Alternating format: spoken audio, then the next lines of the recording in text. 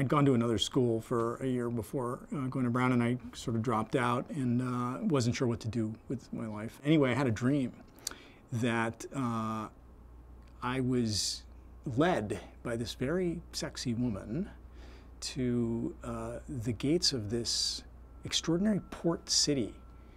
And, you know, these fishmongers and spice merchants and every conceivable type of person, and vibrant. The colors were just so vivid in this dream. And just the sense of, you know, like you can imagine sort of Venice at the heyday of the Renaissance, like this just extraordinary place. And I looked at the gates, the sign above the gates, it said Brown University.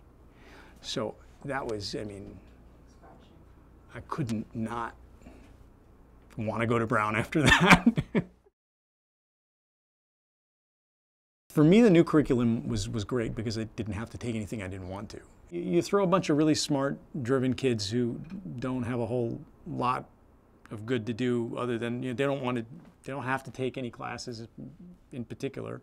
And, you know, you give them some interesting exposure to new ideas and they run with it. And I feel like, I think that's one of the things that's special about Brown is this sense of freedom. There's a real sense of freedom there, and you can just sort of, you know, have at it. That was my experience of college, was basically not doing my homework and doing theater instead, which was fine because, you know, I opted to mostly have not have grades, so it worked out just fine.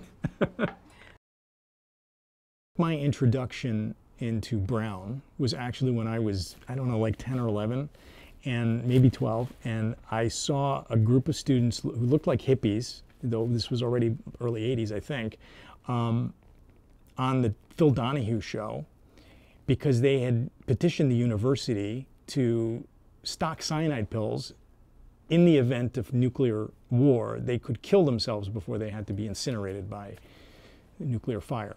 And I remember thinking, that's so crazy, these kids are so crazy. And I watched the whole show.